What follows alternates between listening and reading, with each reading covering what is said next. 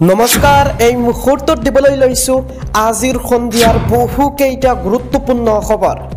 আজি হৈছে 10 আগষ্ট আৰু এই ধৰণৰ খবৰসমূহ নিতৌ চাবৰ বাবে চেনেলটো সাবস্ক্ৰাইব কৰি ভিডিঅ'টো এটাকৈ লাইক কৰি দিব।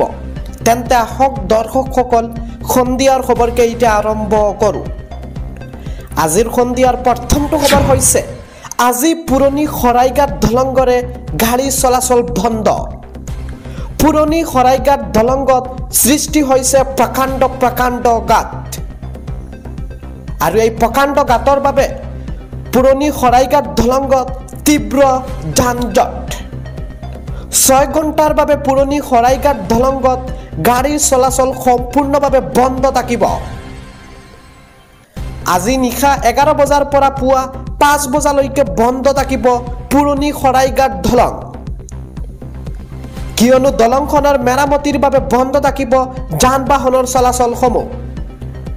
আমি পুনৰবাৰ জনাই আছো প্ৰকাণ্ড গাঁতৰ বাবে পুৰণি শৰাইঘাটত তীব্ৰ যান-জঁট লগতে কেইবাটাও দুৰ্ঘটনাও সংঘটিত হৈছে। সেইবাবে পুৰণি যিখন শৰাইঘাটৰ দলং আছে সেই দলংখনত আজি নিশা 11 বজাৰ পৰা পুৱা 5 বজালৈকে বন্ধ থাকিব। 6 ঘণ্টাৰ বাবে বন্ধ থাকিব, কিয়নো মেৰামতিৰ বাবে কাম কাজ আৰম্ভ হ'ব দলংখনত। আগবাঢ়িছো সন্ধিয়াৰ দ্বিতীয়টো খবৰলৈ। নামাজৰ সময়তে গাজাত ভয়ংকৰ ৰকেট আক্ৰমণ ইজৰাইলৰ ৰকেট আক্ৰমণত নিহত হৈছে 100ৰো অধিক।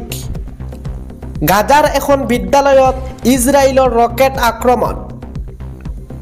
শনিবাৰৰ পুৱাৰ নামাজৰ সময়ত ৰকেট আক্ৰমণ ইজৰাইলৰ। ৰকেট আক্ৰমণৰ সময়ত ফজৰৰ নামাজত ব্যস্ত আছিল শতাধিক লোক আৰু এই আক্ৰমণত নিহতসকলৰ ভিতৰত শিশু, মহিলা, বৃদ্ধ আছে অধিক। গাজাৰ দৰজ তুফাৰ আল-তাবিন নামৰ স্কুলত চলিছে এই আক্ৰমণ। হামাছৰ কাৰ্যালয় হিচাপে ব্যৱহৃত হৈছিল গাজাৰ বিদ্যালয়খন আৰু 3টাকৈ ৰকেট নিক্ষেপৰ ফলত নিমিষতে জ্বলি যায় সম্পূৰ্ণ বিদ্যালয়খন।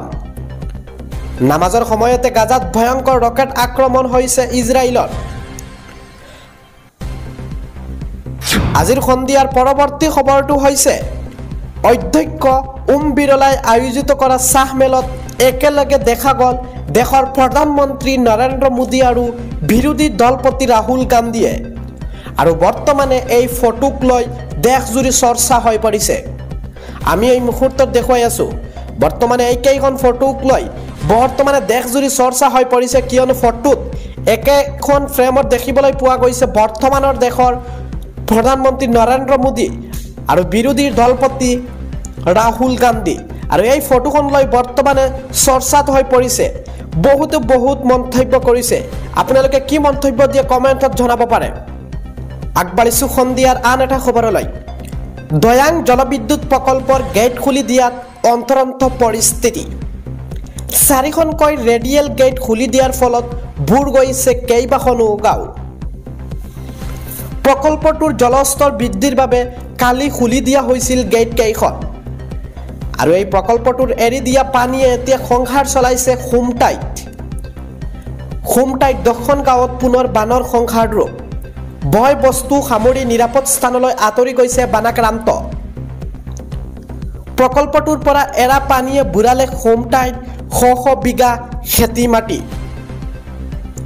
নিপকুৱে পানী এৰি দিয়াত গোলাঘাট সৰুপতাৰতো বান পৰিস্থিতি। দয়াং হাইড্ৰলিক প্ৰকল্পই স্লুইচ গেট মুকলি কৰি দিয়াত বানত বুৰিছে এতিয়া নামনি অংশ। আমি জনাই আছো সৰুপতাৰৰ বৰবালি, বৰডুবি, বছাপতাৰৰ আমগুৰি, হেৰাহেৰিত হাহাকাৰ পৰিস্থিতি। আমগুৰিত প্ৰায় 40টা পৰিয়ালৰ ঘৰৰ ভিতৰত সোমাইছে পানী। ধয়াংদৈৰ বাৰণী পানীয়ে বুঢ়াইছে ঘৰ দুৱাৰ, একাংশৰ খেতি পথাৰ আৰু ধয়াং জলবিদ্যুৎ প্ৰকল্পৰ গেট খুলি দিয়াত এই পৰিস্থিতিৰ সৃষ্টি হৈছে।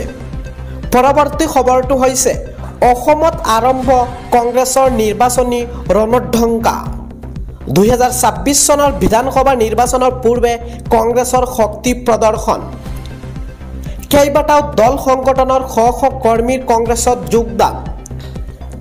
ৰংগিয়াত কংগ্ৰেছৰ বিশাল যোগদান কাৰ্যসূচী ৰাজ্যিক বিজেপিৰ সভাপতিৰ সমষ্টিত কংগ্ৰেছৰ শক্তি প্ৰদৰ্শন 5 সমষ্টিৰ উপনিৰ্বাচনৰ পূৰ্বে শক্তি বৃদ্ধি কংগ্ৰেছৰ বিজেপিৰ নেতা কৰ্মীসহ শ লোক কংগ্ৰেছলৈ ঢাপলি মেলিছে বিজেপিৰ যুৱ মৰ্চা কৃষক মুক্তিৰ বহু নেতা কৰ্মীৰ যোগদান যুৱ কংগ্ৰেছত যোগদান অগপ আছুকে ধৰি বহুকেইটা দল সংগঠনৰ কৰ্মীৰ অসম প্ৰদেশ যুৱ কংগ্ৰেছৰ উদ্যোগত কামৰূপ জিলা যুৱ কংগ্ৰেছৰ সহযোগত বৃহৎ যোগদান কাৰ্যসূচী কংগ্ৰেছত যোগদান ভিন্ন দল সংগঠনৰ 2 শতাধিক কৰ্মীৰ আন এটা খবৰ হৈছে ৰুদ্ৰ হৈ পৰিছে প্ৰকৃতি প্ৰাকৃতিক দুৰ্যোগৰ ভয়াৱহ ৰূপ ডাৱৰ বিস্ফোৰণৰ ফলত ভয়ংকৰ পৰিস্থিতি প্ৰচণ্ড বৰষুণৰ লগতে ভয়ানক ডাৱৰ বিস্ফোৰণ ডাৱৰ বিস্ফোৰণৰ মাজতে ঝুকাৰিছে ভূমিকম্পই ডাৱৰ বিস্ফোৰণত 7জনকৈ লোকৰ কৰুণ মৃত্যু ঘটনাত 50জনৰো অধিক লোক সন্ধানহীন আৰু সন্ধানহীন লোক বিচাৰি বৰ্তমানে উদ্ধাৰ অভিযান আৰম্ভ কৰিছে ডাৱৰ বিস্ফোৰণৰ মাজতে ভয়ংকৰ ভূমিস্খলনৰ ঘটনা বন্ধ হৈ পৰিছে টাই ঘাইপথ